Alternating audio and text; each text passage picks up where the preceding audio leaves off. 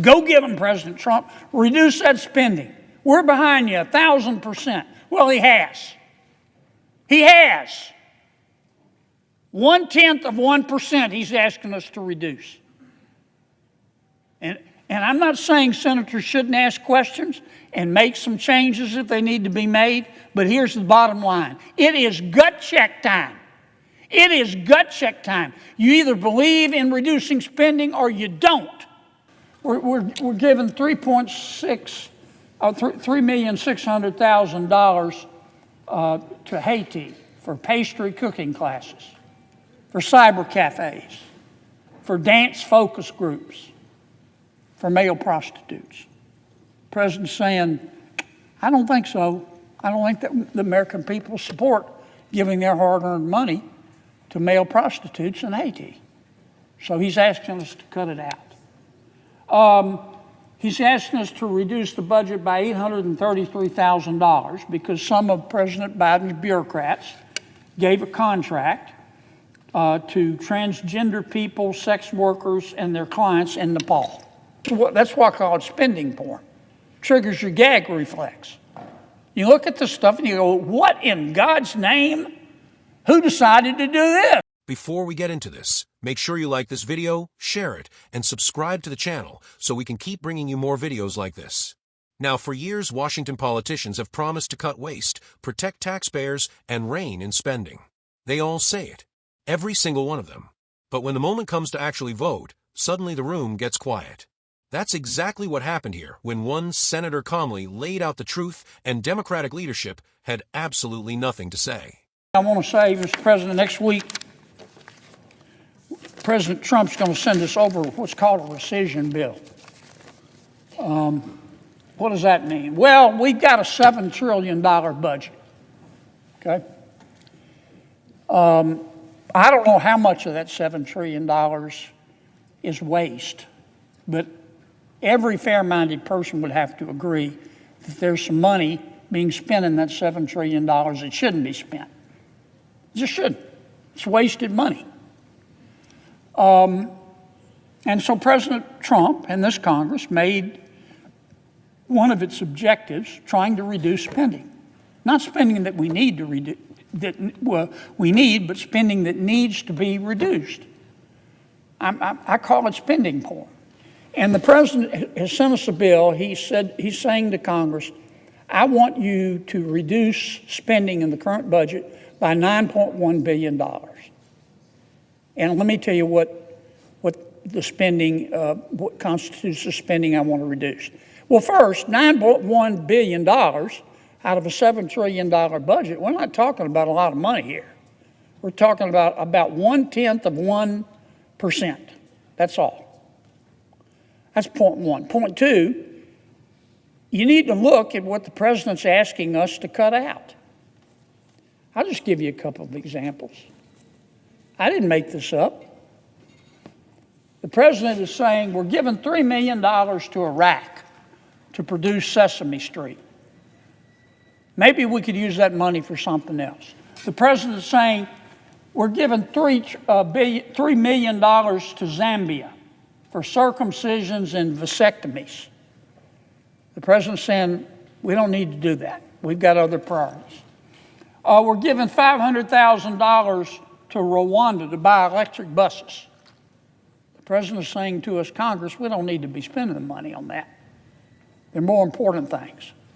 We're spending $67,000 to give insect powder to kids in Madagascar. I don't even know what insect powder is, but the president's asking us to cut it out.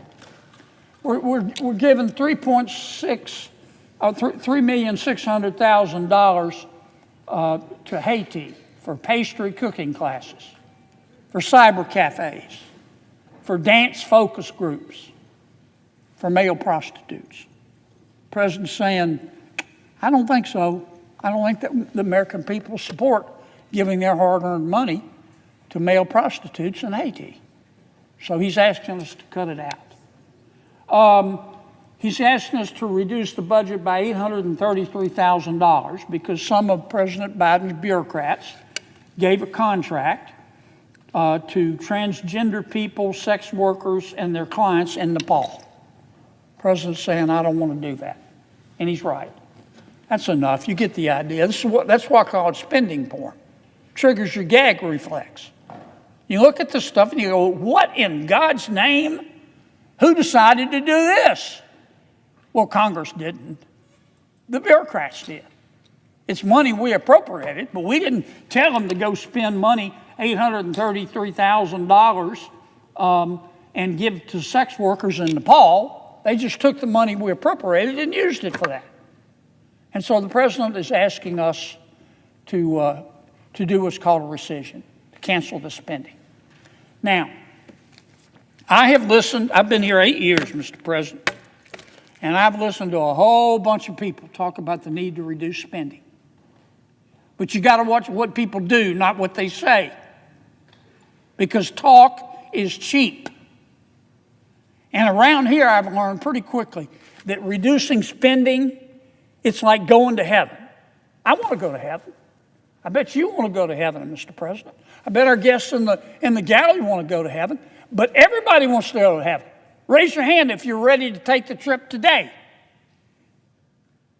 Most people, you are, sir, and I admire that, but most people want to live a little longer.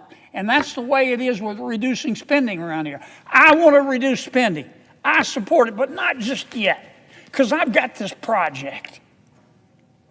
Well, and I've listened to that. And I've especially listened to it for the past 100 days. Go get them, President Trump. Reduce that spending. We're behind you 1,000%. Well, he has. He has. 0.1% he's asking us to reduce.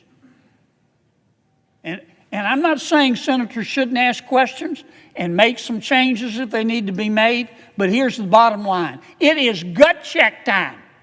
It is gut check time. You either believe in reducing spending or you don't. And if you talk the game and say, let's reduce spending, and you vote against this bill, in my opinion, you ought to hide your head in a bag. Because you will be able to cut the hypocrisy with a knife. It's real, real hard, Mr. President, to preach temperance from a bar stool. It's gut check time. We need to pass this bill. I yield the floor, Mr. President. This moment was brutal, not because of shouting or theatrics, but because of silence. Senator John Kennedy stood on the Senate floor and did what almost nobody in Washington is willing to do. He forced lawmakers to confront where taxpayer money is really going and whether they actually believe the words they keep repeating about fiscal responsibility. President Trump sent Congress what's called a rescission bill. Simple concept. Take back money that's already been approved but hasn't been spent yet. The amount, $9.1 billion out of a $7 trillion budget. That's 1/10 of 1%.